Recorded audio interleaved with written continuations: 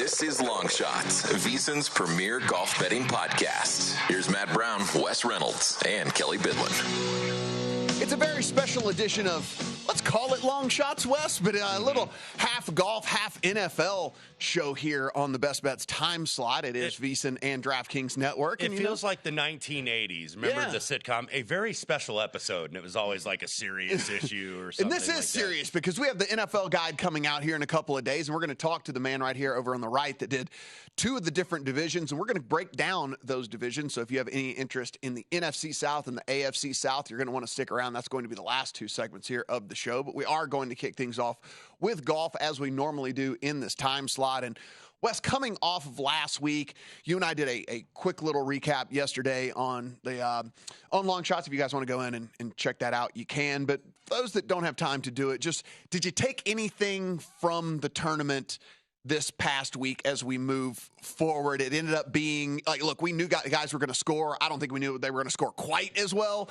as they ended up scoring in this tournament. Is there anything any nugget, anything that you're going to kind of take with you as we kind of close out the golf season at here? the risk of being Mr. Obvious, if you lead the field in strokes gained putting and strokes gained approach, you're probably going to end up winning or at least having a very good chance, and that's what Keegan Bradley did. Keegan Bradley's putting has really improved progressively. I mean, it was a disaster. It was a horror show for about 5 or 6 years. I think he was like 88th last year, so somewhat respectable, but not great. 23rd this year, ranked first last week.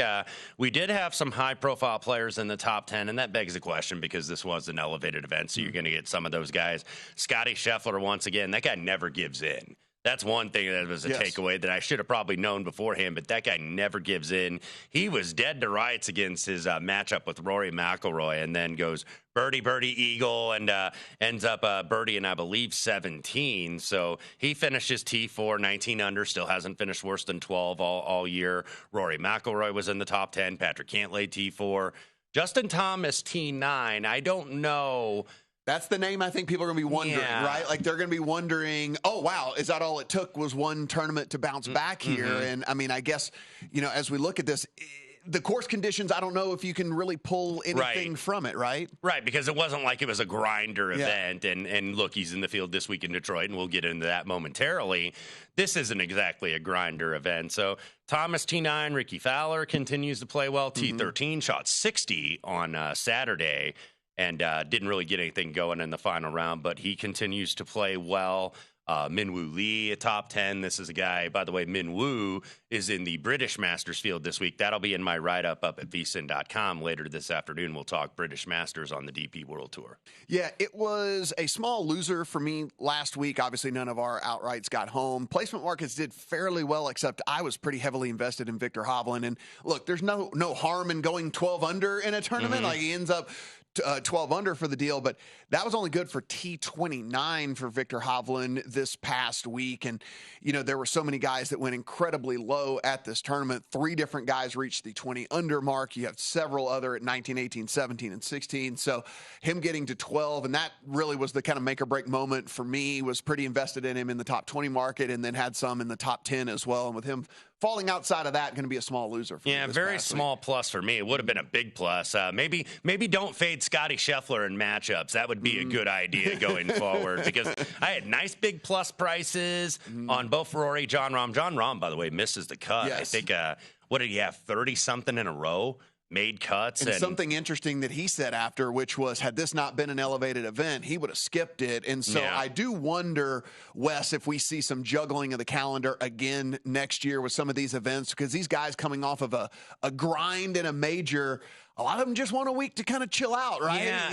Yeah, there's like almost too many of these elevated events. And obviously that was in reaction to what is happening with Live. So, all these purses, it's like you got to get that money from somewhere, and how much can you squeeze dollars out of sponsors that stuck with you during the pandemic and whatnot. So, yeah, they got to spread these out a little bit because I think the schedule is like so condensed on the PGA Tour right now that these guys will burn out by the fall.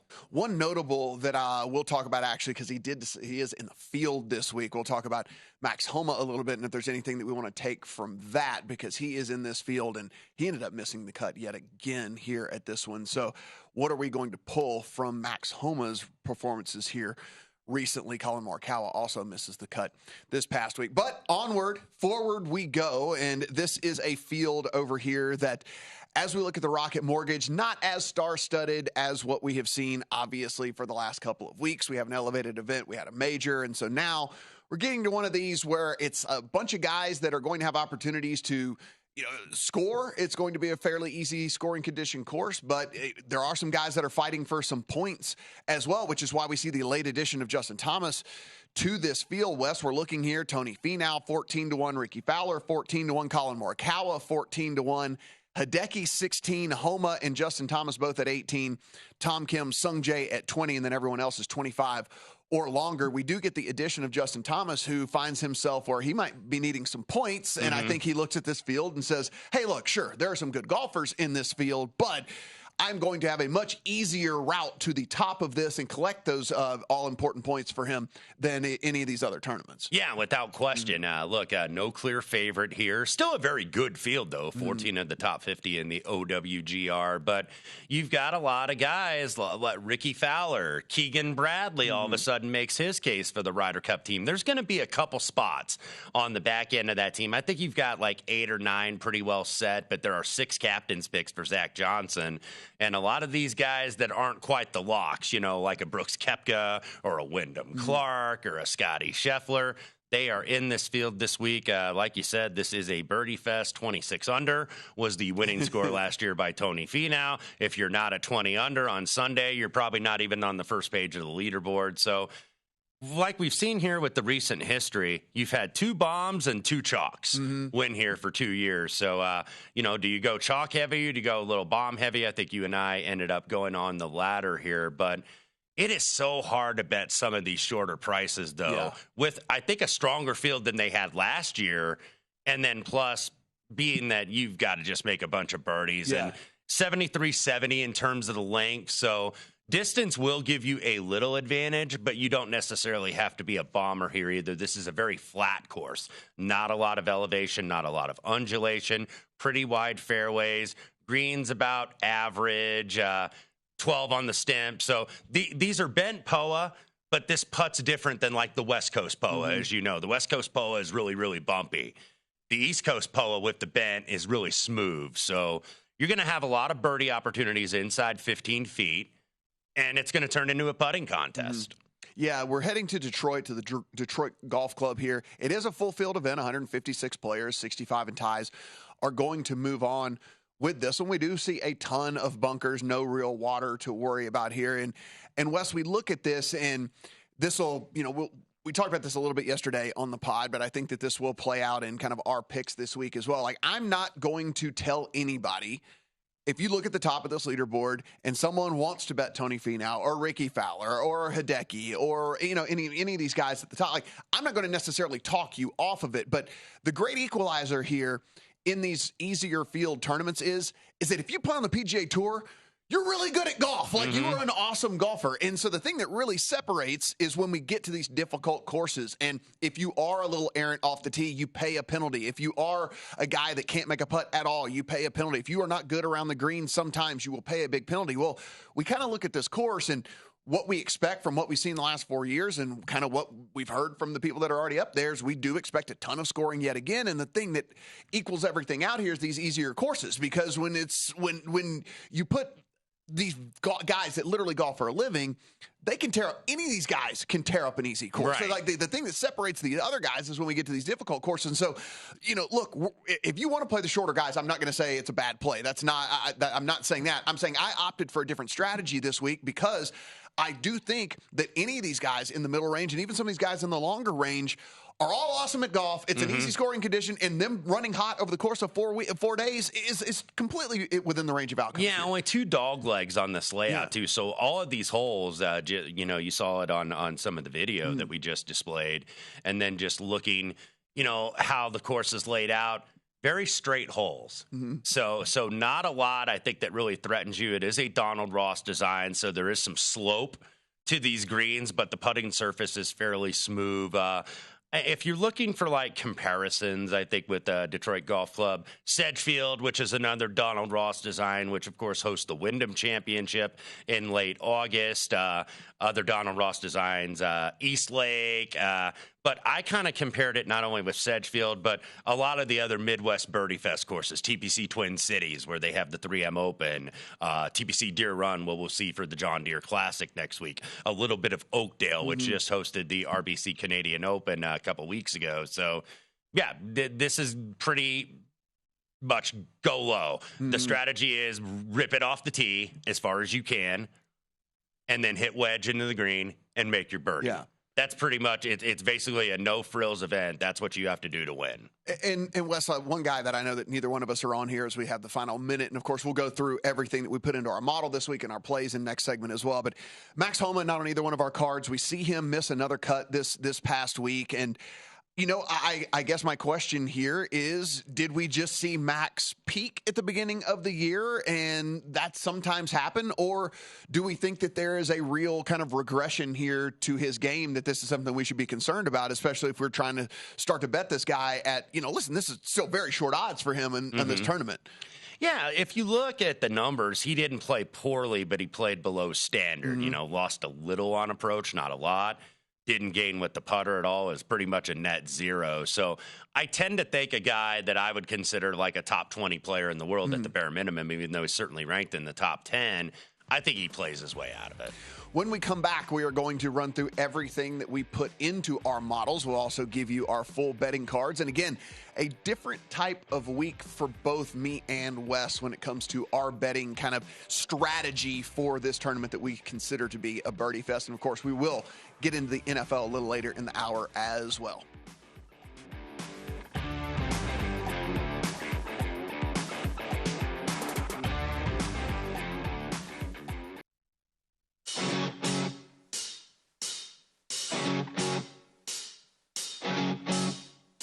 This is Long Shots, VSiN's premier golf betting podcast. Here's Matt Brown, Wes Reynolds, and Kelly Bidlin. It's always football season here at VSiN, which is why we're giving you our 2023 NFL guide a little early, our NFL betting guide. It's going to be released this Thursday. That is 2 days from now, and it's going to help you get ahead of the upcoming NFL season with in-depth profiles of every team, including advanced statistics, proven betting systems, and proprietary betting trends, plus best bets on season win totals, futures, and props. You can become a VSiN Pro subscriber today for as low as $19 and reserve your copy of the guide, or the thing you should be doing, $175. It's our summer kickoff special, and you get access to everything we do through the Super Bowl. You can get both of those offers over at VSiN.com/subscribe. If you're just joining us here on VSiN and the DraftKings Network, Matt Brown, Wes Reynolds, and we will be talking a little NFL here in just a segment in advance. We are going to talk two different divisions in which this man to my right did write the previews for in that betting guide that comes out on Thursday. But let's finish up here with the Rocket Mortgage. And we always talk about the stuff we put into our models this week. And Wes, I don't think I'm speaking out of turn here. A little bit simpler version of a model for me this week. I did not get too incredibly into the weeds with a lot of the stuff because I think it's fairly cut and dry. If you can hit it longer, it's probably an advantage. If you're decent with your wedges, it's probably an advantage. And then after that, you just kind of got to get hot with the putter. And I think that there's going to be some guys that we look at and say, oh, wow, they were destroying it tee to green. And the reason they didn't win this tournament, like whenever we're reviewing this on Monday, it'll probably be, all we have to do is look at the putting stats and be like, oh, they were absolutely fantastic. And then they just couldn't make the putts that these other guys were making. But what did you end up plugging in, and what was the stuff that you found important? Yeah, in terms of off the tee, I did want to account for the fact that bombers do have a little bit of an advantage. Look, Tony Finau hits it real long off the tee. Obviously, Bryson DeChambeau won this a couple of years ago, one of the longest still in the game. So I did use some driving distance gain. Also use some good drives gain, though, even though I think, this rough is 4 inches, but it's not all that penal. Like, you think of that, you're like, oh, my God, it's U.S. Open rough. But not really too much. But you still, I think, want to be in the fairway. And you could play a little bit back in the fairway, too, because it's like, would you rather be 150 yards in the fairway to the stick or 100 yards from the tree? So I think you had to account for that. Approach, and then more specifically, proximity or approach proximity, 100 to 125 yards, 125 to 150. About half the approach shots are going to be under 150, so you're going to have wedges and short irons pretty much into almost every single one of these greens. Birdie or better gain, look, that's really self-explanatory of the fact that you better make birdies here and you better make them often, and you got to capitalize on these par fives. Each have above a 30% birdie rate, so I did use that. Used a little bit of strokes gained putting, maybe more on the bent grass side than on the POA side, because I think it's going to putt more like bent and POA, even though it's a blend between the two. And then I did a little, just for context, strokes gained total easy scoring conditions, because 26 under par winning score, that tells you easy scoring conditions. Yeah, so you and I pretty similar here. I was pretty heavy off the tee in driving distance, and I think this is just going to play a little bit easier for those guys, and then really heavy on the wedges as well. So I think we were all kind of there. Birdie or better percentage, I also did a decent amount of, if you are building a model this evening, I did take into account the opportunities gained as well. And then there's also a stat over at our friend Rick Rungood, who has an awesome site over there that helps me out each and every week. He has opportunities plus, which is actually inside of 10 feet as opposed to inside of 15 feet. Yeah. So the guys that are putting it even really, really close. And so I actually factored that in as well in a tournament in which I believe that there's going to be a ton of people that are scoring. Maybe that guy that happens to be able to put it just a little bit closer, makes one or two extra putts, maybe that can make all the difference. Again, just kind of trying to zig maybe where other people were zagging. I tried to come up with something other than what everybody else was looking at this week, but I think a lot of the stuff's going to look a lot of the same between all the people in the industry. And, that's not always the worst thing. I think you just kind of have to decipher, what does the model say? What does the pricing on player X, Y, and Z look like? And is it worth then making a bet on those guys? And that's kind of how I came up with my guys. But let's start with you and your betting card. I can say that we do share some interest in the same players, not necessarily all in the same way, but we have them kind of across our betting card here. Yeah, bet a lot of these yesterday, a couple this morning. Ludwig Aberg at 55 to 1. He is the kid that was number one in the point standings for that PGA Tour U, where they give a tour card to the top college player on that point system. He played at Texas Tech University. Third professional start, but top 25 in both his first two starts. He is an absolute bomber and rips it off the tee, so I think he could go well. The Benny on, that 70 to 1 may not be out there anymore. It's probably in the mid-50s. I would still look at it very, very closely. He has played here before. I think he was 13th here in 2019. 4 top 25s or better in his last 7 starts. And another guy who's got really good form, Austin Eckroat, 70 to 1. 24th, 10th, 30th, 16th, and 2nd. Remember, he was 2nd to Jason Day at the AT&T Byron Nelson in Dallas in early May. So I'm just going with form there. Christian Bezuidenhout, just going with the hot putter. And I think that's a guy, that's the best part of his game, is his short game, his wedges and his putting. And I think that he could go very well here. Adam Schenk, this was kind of the opportunity I was looking to bet Adam Schenk at 100 to 1 here, and he's dipped a little bit because he missed the last 2 cuts, but this guy was on absolute fire. Remember, he was 7th at the Memorial, lost the playoff the week before to Emiliano Grillo, ended up runner-up there. So Schenk is a guy, he's made the cut here 3 or 4 times, never really been in contention, but this is where I think he could go well, where the field might be a little bit down, trying to get that first win. Almost got it at the Valspar earlier this year. And then Cameron Champ, not in great form, but simply put, he's a bomber. He's won on a similar course at TPC Twin Cities for the 3M Open. So this is a guy, very erratic form, but every once in a while he will pop up, even though he's missed the last 2 cuts. I think he could bomb and gouge here, and certainly you're able to do that, as Bryson DeChambeau proved back in 2020. Then matchups, missed the best price, but I still like it. Gordon Sargent, who is the amateur out of Vanderbilt, who is, I think a lot of people in the game feel he's destined for stardom, over Pendrift, Champ over Higo, Hardy over Lashley, Fowler over JT, Schenk over Hubbard. Yeah, so we have a lot of the same players, maybe just not in the exact same way here. I do have an outright on Benny On as well. So he is on my card.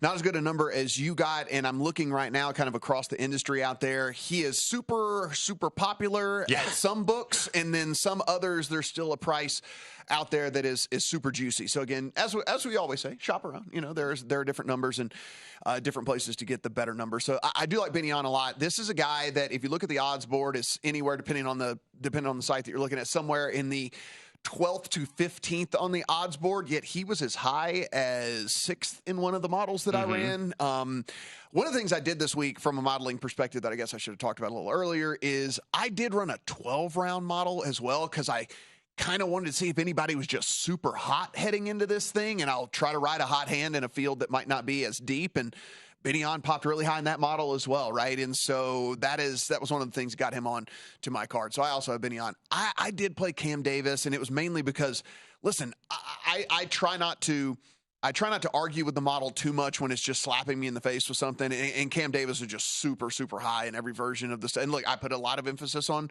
driving this week, so obviously he's going to pop, a guy that's long and all of that. And so it didn't surprise me too much that he was high. It just I didn't expect him to be as high as he was. And so with that, had to go ahead and put a play in on him. Alex Smalley was a guy that continued to show up over and over and over again in the model for me, much, much higher than where he is on the odds board as well. So had to go in and put in something on him. One of those guys that if you kind of start looking at the stats, while he's not at the very top in any of the ones that I put in, he's not very far down either in any of the ones. So he's just kind of that even Steven guy where he's like kind of in the top 25 of nearly every single category that I put in. And so with that, I'm like, okay, well, maybe he can put everything together and maybe play towards his ceiling here, and we can get an Alex Smalley home. And then three other longer shot guys, and Joseph Bramlett, Sam Stevens, Will Gordon. These were all model plays, Wes. These were guys that when I saw how high they showed up, went in and did a little bit more digging and just kind of saw why they were. Bombers off the tee, too, especially Bramlett and Gordon. Yeah, so like where they were kind of showing up and why they were showing up as high as they were. And, you know, those are guys that you can find out there. Maybe not necessarily at triple digits still, because I think they've taken a little bit of money here over the last 24 hours as well, but still good numbers on those guys. I certainly wouldn't run away from it at all. And I have placement market bets on some of the guys that you have outrights on. So again, we were kind of seeing the same thing here. I have Aberg and Eckroat just in placement market bets. So I have a top 20 on Aberg and I have a top 30 on Eckroat there. Again, still plus money on those guys, by the way. And look, these placement market bets save us each and every week when we don't hit these. Save me, actually. Yeah. And Kevin Yu is somebody I almost consider for an outright. I know you had him for a long chat. He was in the mix. It's like he finished 49th, but it seemed like he played better than 49th. It's just everybody was going low there in Hartford. But Kevin Yu is somebody I will definitely have on like maybe a top 30, top 40. Placement markets, by the way, will be out tonight at vsin.com. Yeah, looking and found out why this guy came out of nowhere, and he used to play under a different name. And so Kevin is now his name, and that's why I was wondering, like, why is this guy so high in this model? Never heard of him.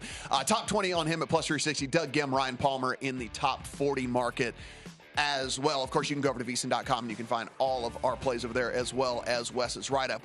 Go to vsin.com/subscribe to become a VSiN Pro subscriber today.